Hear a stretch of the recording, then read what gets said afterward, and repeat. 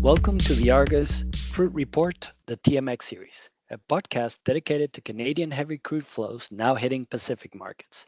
In this series, we'll delve into the Trans Mountain Expansion Pipeline, or TMX, its evolution, and the impact of the pipeline's operation on global markets.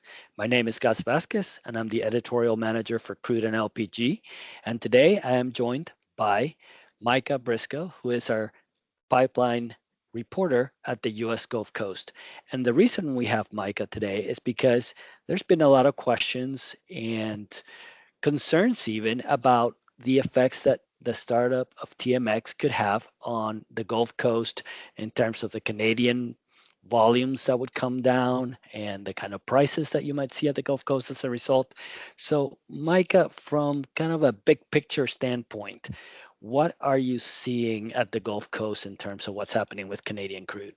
Absolutely. So volumes at the Gulf Coast for low TAN and high TAN grades are kind of doing something different. So volumes at the Gulf Coast for WCS, Cold Lake, they fell the first full month post TMX, but following that month, they've risen over the month ever since. And they're up compared to a year ago. High TAN volumes, they've actually fallen for most months post TMX, but they're still higher than a year ago. And there are multiple different factors that could have contributed to, less flows of that particular grade. Okay, so I guess really not much to report there, as it were, in terms of the volumes. Now, in terms of pricing, and of course that can be a very different area to look at because prices will, of course, react to many other factors than just flows in new pipelines. But just out of curiosity, if the volumes haven't changed that much, have we seen a price impact of any kind that we could perhaps attribute to the startup of TMX? For sure. So there was a little bit of a price impact there. I think it went more with expectation that there was going to be less flows, anticipation, people were preparing for it. But the first 2 to 3 months following the startup of TMX, differentials actually averaged weaker for the month. But once that passed, the market kind of corrected itself and strengthened again. The first month after it started strengthening, it averaged 85 cents stronger than the month before, and then for the October trade month, it averaged $1.20 higher than a month before. So the market kind of corrected itself, and those are for WCS Cold Lake differentials. And definitely other factors could have contributed it. There were wildfires in Canada in July, which ultimately could have contributed to differential movement. There were refinery outages in the U.S. mid-continent, which could weaken prices. So there are definitely multiple external factors besides TMX that could have impacted differentials. But it seems like lately markets have sort of returned to business as usual. Following TMX, they were weaker compared to the year prior, but again, they're actually stronger now. In the past 2 months, they've averaged stronger than the year prior.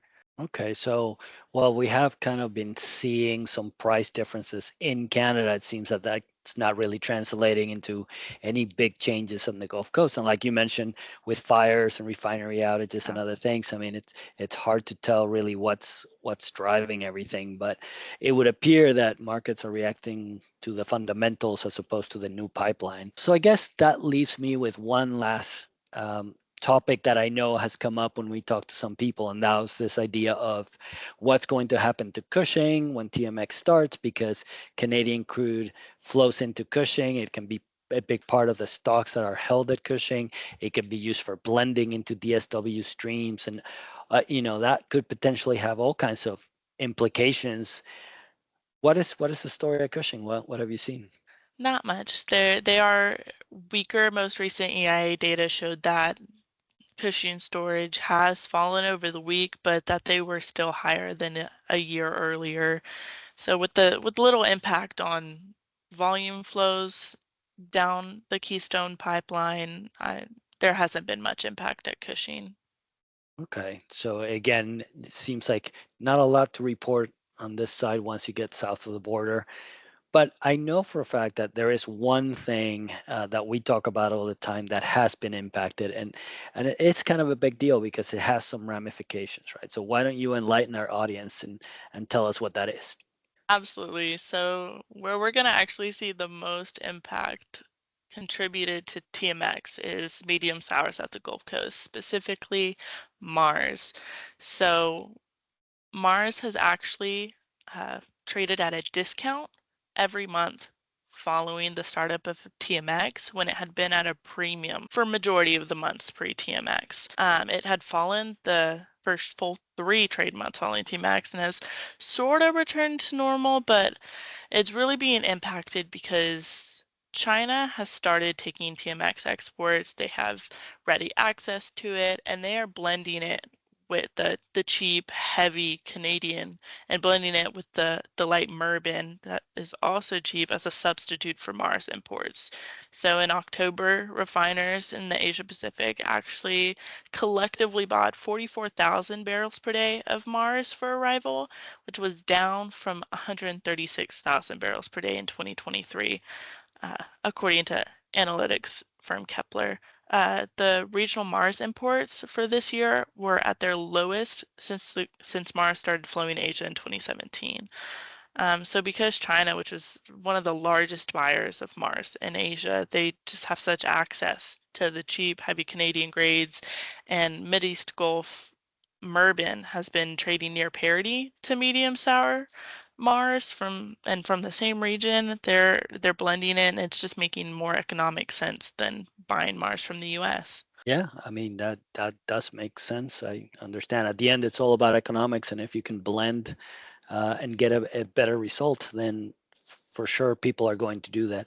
And it's interesting to me because having covered Latin America markets for a while, what happens to Mars is going to be an indicator for what may happen in Latin America. So, for example, Colombian crudes that may be looking to go to the Gulf Coast with a weak Mars price, they may not find themselves competitive and might actually end up flowing to other regions. So it is Mhm. having a knock-on effect on the medium sour market at the Gulf Coast that I think could be quite important. And that is definitely something that going forward we'll have to keep an eye on and look a little bit more deeply into because that could be a bit of a shift. And as you say, if it's a matter of Mars moving from a premium pre-startup of TMX to a discount every month, that that does make a big difference for a lot of folks. Mhm. Certainly, the Saudis and the Iraqis and the Kuwaitis who use the Argus Sour Crude Index price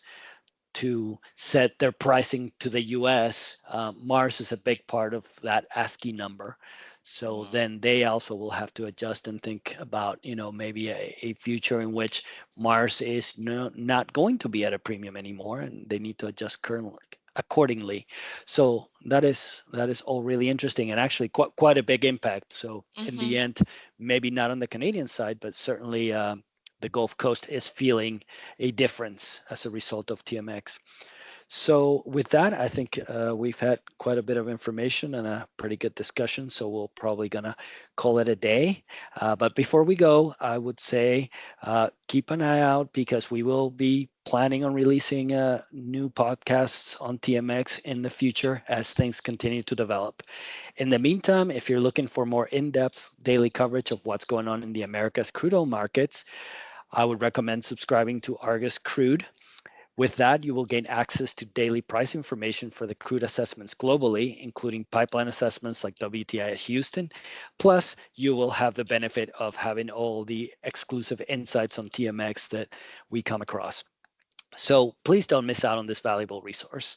And thank you for tuning in. And we look forward to having you with us again on the next episode of the Crude Report TMX series.